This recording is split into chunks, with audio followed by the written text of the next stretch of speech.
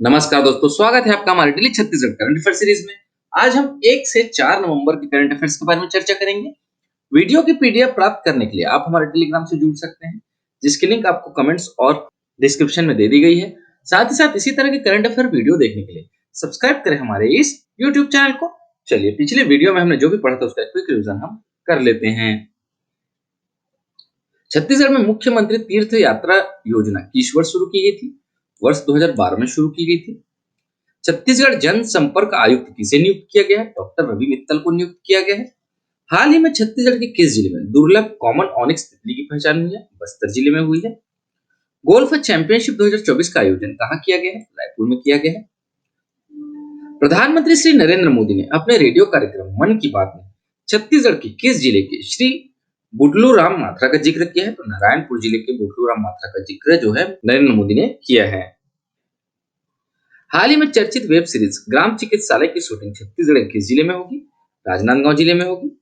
किस वर्ष तक छत्तीसगढ़ को विकसित बनाने का महत्वाकांक्षी लक्ष्य रखा गया है? वर्ष 2047 तक छत्तीसगढ़ को विकसित बनाने का महत्वाकांक्षी लक्ष्य रखा गया है।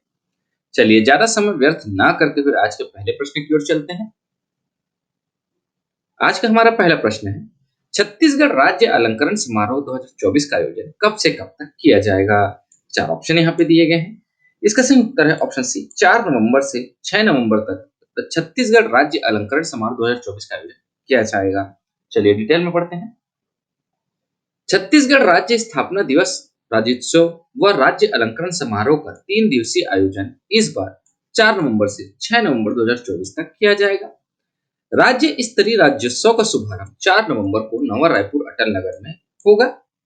इस उद्घाटन समारोह में मध्य प्रदेश के मुख्यमंत्री मोहन यादव शामिल होंगे और राज्य स्थापना दिवस राज्योत्सव 2024 का उद्घाटन करेंगे। वहीं राज्य अलंकरण समारोह एवं राज्योत्सव का समापन 6 नवंबर को उपराष्ट्रपति श्री जगदीप धनखड़ के मुख्य आतिथ्य में होगा। तो ध्यान रखिएगा दोस्तों, छत्तीसगढ़ राज्य स्थापना दिवस राज्योत्सव व राज्य अलंकरण समारोह, इसका आयोजन होगा, 3 दिवसीय आयोजन होगा 4 नवंबर से 6 नवंबर 2024 तक। कहाँ होगा? नया रायपुर में होगा। इस समारोह का उद्घाटन जो है मध्य प्रदेश के मुख्यमंत्री मोहन यादव करेंगे, ठीक है। और इस समारोह का जो समापन है वो भारत के उपराष्ट्रपति श्री जगदीप धनखड़ जी 6 नवंबर 2024 को करेंगे, ठीक है। रायपुर शहर से राज्योत्सव स्थल तक जाने और वापस आने के लिए जिला प्रशासन द्वारा दर्शकों को 4 से 6 नवंबर तक निःशुल्क बस सेवा उपलब्ध कराई जाएगी। और ध्यान रखिएगा दोस्तों, इस वर्ष जो है छत्तीसगढ़ राज्य की 24वीं वर्षगांठ होगी, ठीक है। चलिए आगे बढ़ते हैं हमारे अगले प्रश्न की ओर। हमारा अगला प्रश्न है, बस्तर ओलंपिक 2024 लोगो और मस्कट का अनावरण निम्न में से किसने किया है? 4 ऑप्शन यहाँ पे दिए गए हैं। इसका सही उत्तर है ऑप्शन बी, श्री विष्णुदेव साय जी ने किया है। दोस्तों, ये प्रश्न उतना इंपॉर्टेंट नहीं है जितने इसके डिटेल्स इंपॉर्टेंट है, ठीक है। तो डिटेल्स को ध्यान से पढ़िएगा। चलिए पढ़ते हैं डिटेल से। मुख्यमंत्री श्री विष्णुदेव साय ने 2 नवंबर 2024 को अपने निवास कार्यालय में बस्तर ओलंपिक 2024 के लोगो और मस्कट का अनावरण किया है। उन्होंने बस्तर ओलंपिक के 2 प्रचार वाहनों को हरी झंडी दिखाकर रवाना किया है। बस्तर क्षेत्र के युवाओं को विकास की मुख्य धारा से जोड़ने, बस्तर की खेल प्रतिभाओं को सामने लाने और बस्तर की जनता का शासन से मजबूत संबंध स्थापित करने के उद्देश्य से 5 नवंबर से 10 दिसंबर तक बस्तर ओलंपिक 2024 का आयोजन किया जा रहा है। बस्तर ओलंपिक में 11 खेल विधाओं के अंतर्गत खेल प्रतियोगिताओं का आयोजन विकास खंड, जिला और संभाग स्तर पर किया जा रहा है। तो ध्यान रखिएगा दोस्तों, 2 नवंबर को बस्तर ओलंपिक के लोगो और उसके मस्कट का जो है अनावरण किया गया है, ठीक है। और बस्तर ओलंपिक जो है वो 5 नवंबर से 10 दिसंबर तक, मतलब 1 महीने तक चलेगा। इसका आयोजन किया जाएगा। 11 खेल विधाएं होंगे, 3 स्तर पर किया जाएगा इसका आयोजन। किस स्तर पर? विकासखंड स्तर, जिला स्तर और संभाग स्तर। इस 3 स्तर पर जो है बस्तर ओलंपिक 2024 का आयोजन किया जाएगा, ठीक है। तो बस्तर ओलंपिक 2024 का लोगो या प्रतीक चिन्ह, ठीक है, इसके बारे में हम थोड़ा जान लेते हैं। तो प्रतीक चिन्ह के बाईं एवं दाईं ओर बस्तर क्षेत्र के ख्याति प्राप्त परंपरागत वाद्य तुरही को दर्शाया गया है। तुरही बस्तर क्षेत्र में मड़ई मेलों में देवी देवताओं के सम्मान में बजाई जाती है। गांव में सभी को सूचना देने हेतु भी इसका उपयोग किया जाता है।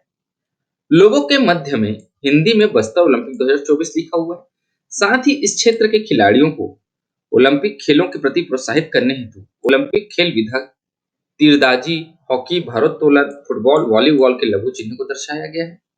लोगों के नीचे की ओर बस्तर क्षेत्र में प्रचलित स्थानीय भाषा भाषा बोली गोंडी में करसाए तब बस्तर बरसाए तब बस्तर का स्लोगन वाक्य लिखा गया है, जिसका हिंदी अनुवाद खेलेगा बस्तर बढ़ेगा बस्तर होता है। ठीक है दोस्तों, तो लोगों में जो टैगलाइन है बस्तर ओलंपिक का वो है खेलेगा बस्तर तो बढ़ेगा बस्तर।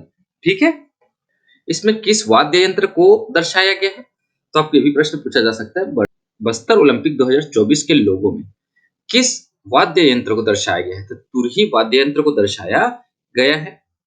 किस भाषा बोली में लिखा गया है? गोंडी में लिखा गया है। करसायता बस्तर बरसायता बस्तर। ठीक है, हिंदी अनुवाद खेलेगा बस्तर बढ़ेगा बस्तर। ठीक है, अब बस्तर ओलंपिक 2024 का शुभंकर या जो मस्कट है उसके बारे में जान लेते हैं। तो बस्तर ओलंपिक 2024 के शुभंकर में वन भैंसा एवं पहाड़ी मैना को मुख्य रूप से दर्शाया गया है। वन भैंसा राज्य का राजकीय पशु तथा पहाड़ी मैना राजकीय पक्षी है। यह शुभंकर वन्य जीव संरक्षण के उद्देश्य से तैयार किया गया है। राज्य के दंतेवाड़ा एवं बीजापुर जिले में वन भैंसा अधिक संख्या में पाए मिलते हैं। बस्तर क्षेत्र के घने जंगलों एवं कांकेर घाटी राष्ट्रीय उद्यान में पहाड़ी मैना मुख्य रूप से पाई जाती है। शुभंकर में राजकीय पशु वन भैंसा को खेल परिधान या टी शर्ट में दर्शाया गया है। वन भैंसा के सींग पर बैठी खुशहाल पहाड़ी मैना खेल प्रतियोगिताओं में भागीदारी को प्रोत्साहित करने के उद्देश्य को दर्शाता है। ठीक है, तो जो मस्कट है उसमें क्या क्या है? वन भैंसा, पहाड़ी मैना। ठीक है, वन भैंसा जो है राजकीय पशु है, पहाड़ी मैना राजकीय पक्षी है। यह शुभंकर किस उद्देश्य से तैयार किया गया है? इसका उद्देश्य जो है ना दोस्तों, वन्य जीव संरक्षण है। ठीक है, चलिए आगे बढ़ते हैं हमारे अगले प्रश्न की ओर। हमारा अगला प्रश्न है, छत्तीसगढ़ में कहां केंद्रीय योग और प्राकृतिक चिकित्सा अनुसंधान संस्थान का शिलान्यास हुआ है? चार ऑप्शन यहाँ पे दिए गए हैं। इसका सही उत्तर है ऑप्शन बी, रायपुर में हुआ है। प्रधानमंत्री श्री नरेंद्र मोदी ने राष्ट्रीय आयुर्वेद दिवस पर वर्चुअल माध्यम से रायपुर में बनने वाले 100 बिस्तरों वाले केंद्रीय योग एवं प्राकृतिक चिकित्सा अनुसंधान संस्थान CRIYN का शिलान्यास किया है। केंद्रीय योग और प्राकृतिक चिकित्सा अनुसंधान संस्थान रायपुर को केंद्रीय योग और प्राकृतिक चिकित्सा अनुसंधान परिषद CRIYN के तहत स्थापित किया जा रहा है। 90 करोड़ रुपए की लागत से इस संस्थान का निर्माण 24 माह में पूर्ण होगा।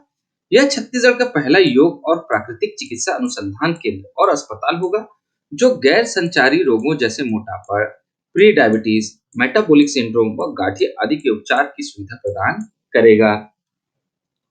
साथ ही साथ प्रधानमंत्री श्री नरेंद्र मोदी ने 29 अक्टूबर को धन्वंतरी जयंती और 9वें आयुर्वेद दिवस के अवसर पर बिलासपुर पुणे में 200 करोड़ रुपए की लागत से निर्मित सिम्स सुपर स्पेशलिटी हॉस्पिटल का वर्चुअल लोकार्पण किया है।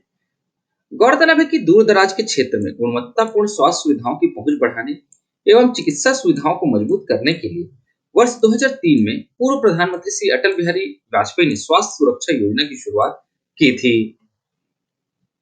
हमारा अगला प्रश्न है, छत्तीसगढ़ राज्य की 24वीं वर्षगांठ और दीपावली के अवसर पर नया रायपुर के एकात्मक पथ पर कितने हजार दीप प्रज्वलित किए गए हैं? चार ऑप्शन यहाँ पे दिए गए हैं। इसका सही उत्तर है ऑप्शन बी, 11,000 दीप प्रज्वलित किए गए हैं। छत्तीसगढ़ राज्य की 24वीं वर्षगांठ और दिवाली के अवसर पर नया रायपुर के एकात्मक पथ पर 11,000 दीप प्रज्वलित किए गए। यह आयोजन राज्य की सांस्कृतिक धरोहर और एकता का प्रतीक है, जिससे छत्तीसगढ़ की संस्कृति को प्रदर्शित किया गया। छत्तीसगढ़ राज्य की स्थापना 1 नवंबर 2000 को पूर्व प्रधानमंत्री भारत रत्न श्री अटल बिहारी वाजपेयी के नेतृत्व में मध्य प्रदेश से अलग करके की गई थी। अगला प्रश्न है, छत्तीसगढ़ राज्य में ओबीसी की कुल आबादी कितने फीसदी होने का दावा किया जा रहा है? चार ऑप्शन यहाँ पे दिए गए हैं। इसका सही उत्तर है ऑप्शन सी, 43% होने का दावा किया जा रहा है। चलिए डिटेल में पढ़ते हैं। छत्तीसगढ़ राज्य पिछड़ा वर्ग कल्याण आयोग की अनुशंसाओं के प्रतिवेदन के आधार पर छत्तीसगढ़ में ओबीसी की कुल आबादी 43% होने का दावा किया जा रहा है। ओबीसी की कुल आबादी करीब 1.30 करोड़ अनुमानित है। छत्तीसगढ़ राज्य पिछड़ा वर्ग कल्याण आयोग की अनुशंसाओं के आधार पर त्रिस्तरीय पंचायतों व नगरीय निकायों में ओबीसी को मिल रही आरक्षण की एक मुफ्त सीमा 25% को शिथिल कर अन्य पिछड़ा वर्ग की जनसंख्या के अनुपात में 50% आरक्षण की अधिकतम सीमा तक आरक्षण प्रदान करने का निर्णय लिया गया है। आज की इस वीडियो में इतना ही दोस्तों। आशा करता हूँ आपको हमारी वीडियो पसंद आई होगी। अगर आपको हमारी वीडियो पसंद आती है तो लाइक करें, शेयर करें और हमारे इस चैनल को सब्सक्राइब करें। इस वीडियो को देखने के लिए आपका बहुत बहुत शुक्रिया। Thank you very much.